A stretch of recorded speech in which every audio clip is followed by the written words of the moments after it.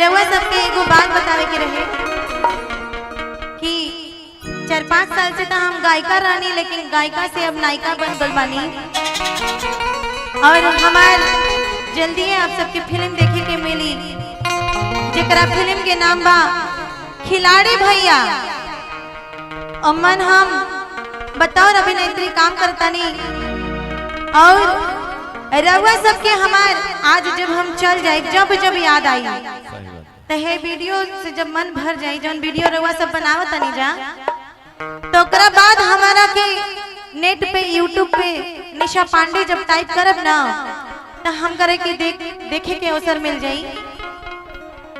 ए भौजी लोग, ए निशा जी कैसन बाड़ू तू लोगन यार? तू लोगन बोलते नहीं, खुद तनी हाथ उठा दे तू। ए भौजाई लोग, आए है ए निशा जी, हमरो दूगो फिल्म आवता। हम जाना थी अमन तो हाँ सीन रेप सीन आप ही कर रहे हैं। फिल्म के नाम सुन ले पहले। एगो फिल्म के नाम बा ढोढ़िए पे कच दे। अच्छा। एगो फिल्म बा सहजन के लाशा। हमारा के कुदारी के बेड पर सर्च करब तो कहीं हम मिल जाए। लेकिन एगो बात जानना चाहता नहीं है छोटू जी कि अमन सीन रहुआ का करता नहीं, रेप सीन ना?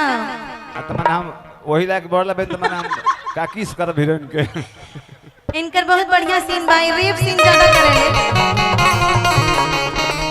नमस्कार प्रणाम, हम निशा पांडे रवा सब के गीत के माध्यम से आज मंच के जो अवसर मिलल बा मैया रानी के दरबार के सामने गावे के जो अवसर मिलल बा, पांडे परिवार में आके हमहू पंडिताई यहाँ निमन निमन गीत रवा सब की सुनाई।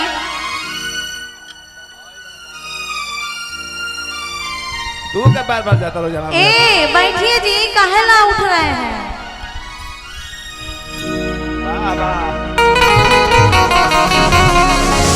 सबसे पहले मैया रानी का जो इतना प्यारा सा मंदिर आप सबके सामने दिख रहा है ना, मंदिर की तरफ देखिए और सब लोग अपने अपने हाथों को एक बार उठा करके बोलिए साचे दरबार की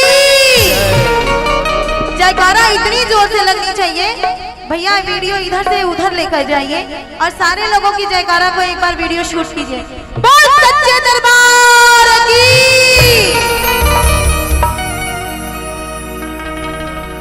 और एक बहुत ही प्यारा सा गीत विजय भैया भी हमारे बीच में हैं, जिदी भैया का भी हम बहुत बहुत सम्मान करते हुए आज आप सबके बीच में सबसे पहले एगो मैया रानी के गीत गाइब, ओकरा बाद शक्ति वाला गीत होखी।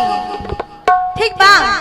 कौनो भी कलाकार के आशीर्वाद स्वरूप एगो माई के गीत करके उनके याद कर लेवे के चाहिए। एक खातिर रउआ सबसे कहे के बा कि भजन पे भी उतने ताली बजैहा जितना कि कमर हिलौला पे ताली बजेला, भोजपुरी गाना पे ताली बजेला, लोकगीत पे ताली बजेला।